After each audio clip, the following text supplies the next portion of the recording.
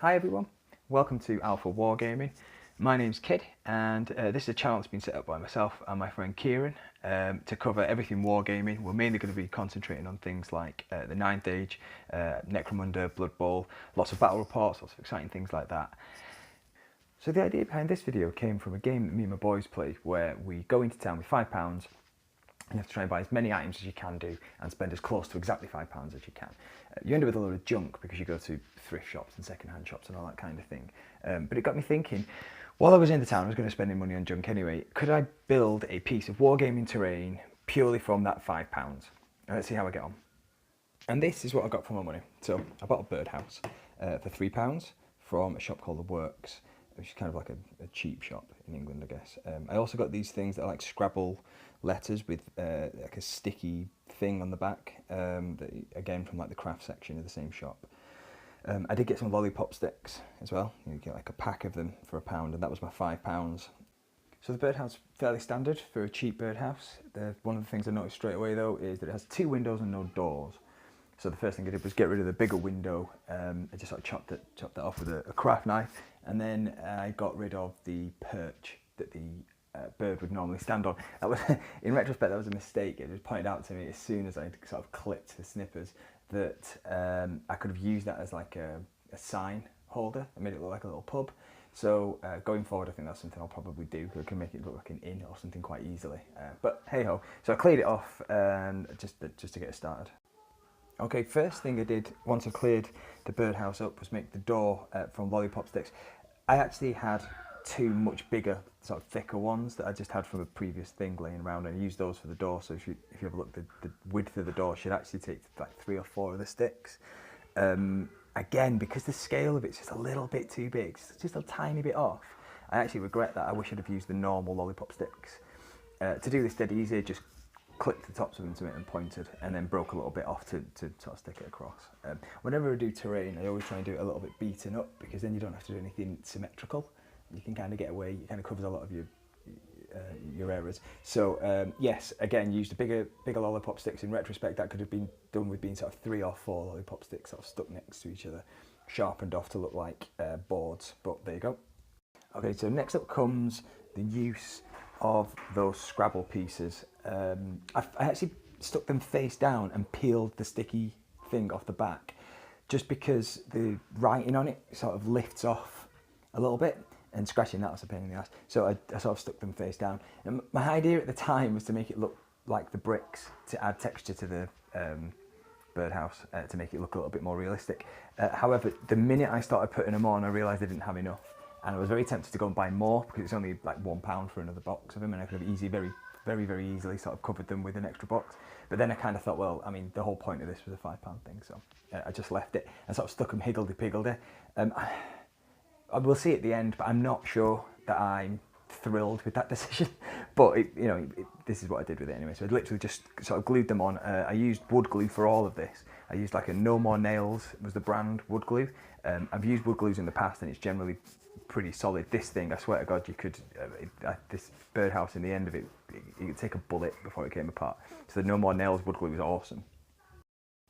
So for the next bit, you need this stuff. It's a texture spray paint. There's actually a ton of different ways of doing this. I've used bird sand in standard paint and just painted it on in the past. But this stuff is amazing. It costs about £7 from craft stores. I did have this laying around, so we're already in the dubious territory of how much this actually classes as a £5 birdhouse, because I already had this thing. But again, it'd be very easy to do another way, but I highly recommend this stuff. The only drawback to it is, once you've sprayed it on, it does take about 24 hours to dry. It feels dry to the touch after about 4, but if you try and do anything with it, it sort of crumbles and falls off, so leave it a full 24 hours. But it is excellent stuff. There's 3 or 4 different textures, 3 or 4 different colours of it that I can get very cheaply, either off the internet or from most craft shops. But these are really good, because whatever material you work with, you can give it a kind of a stony feel. So the first thing I did with this then is covered up all the bits that I didn't want to have a stone texture, and just sprayed it. So then I just used a series of greys and painted it up. I wanted to get a different texture on the stone bits, sort of the bits that are sort of sticking out to the background, so I just washed it differently. The stone has a black wash, the rest of it has like a brown wash on it to try and make them stand out. As I say, I think if the whole thing was covered in those and it made it look like it was brickwork, I think it looked really, really good. I'm not thrilled with how it was going, but there you go. I literally just everything was grey, washed and dry brushed it to add a bit of colour. Okay, so next up was the roof, which was actually one of the easiest bits.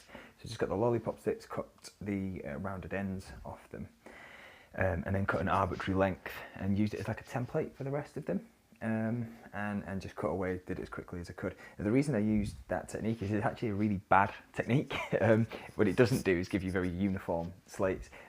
With something like the roof, if you try and do them really uniform and you get it slightly wrong, it really stands out. So I did them really higgledy-piggledy, glued them on very slapdash, sort of overlapping, leaving gaps, that kind of thing. And again, used that ridiculous concrete wood glue on them, and it just went on real quick, really easy, this bit. Okay, so the final bit of conversion was to cover up the hole where the bird would put its head through.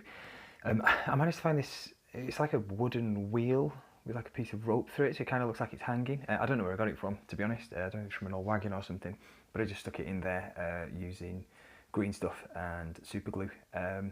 To be honest, you could probably cover it with anything. An old coin would look pretty cool if it covered the hole in its entirety. But yeah, just found that thing lying around, so stuck that on there and painted it up wood. And that's basically it. So that's it finished, guys. There was a few white washes on the doors and the window to make it look like old wood that's been painted and sort of worn down. I used some flock on the grass outside and on the roof. I used two different kinds of flock just because I ran out of one. But I'm really pleased with the roof. It works out quite well. The lighter colour on it just makes it like moss. You can't quite see as it goes round, but I've actually put some like grit. It's like a black grit into some of the holes on the stonework around it. It looks a lot better in person than it does on the pictures, but there you go. And that's it. So overall, quite pleased. £5-ish with a few bits that I already had lying around, I guess, including the paints and stuff. But I think it came out looking pretty good. The scale's a tiny bit off, but it'll look fine for a war game. You might get away with it for something like D&D, but generally speaking, quite pleased. And there you go. That's our first video, guys. Sorry about some of the quality stuff. All the pictures I took for this were for my friend Kieran, not to be published into a video, so they're all the wrong size and the wrong scale, so it kind of looks a bit bad. It's all been done on power directions. I'm sure you can see as it's sat in the bottom right hand corner advertising away. As we get going, we'll get all this stuff started, but this was just sort of more of a test than anything. The channel's probably mainly going to be battle reports and things, but I do like messing about with terrain, especially on the cheap, so I'll probably produce a few more bits and bats. And my friend Kieran is actually a much better painter than me, so I'm sure I'll do some painting tutorials for beginners and stuff. Neither of us are particularly brilliant, but it's always worth throwing them out there. Thank you very much. Any suggestions, any feedback, just leave it in the comments below. Please be gentle, we're not particularly good at this, but let's give it a go. And yeah, I hope you enjoyed it. Thank you very much.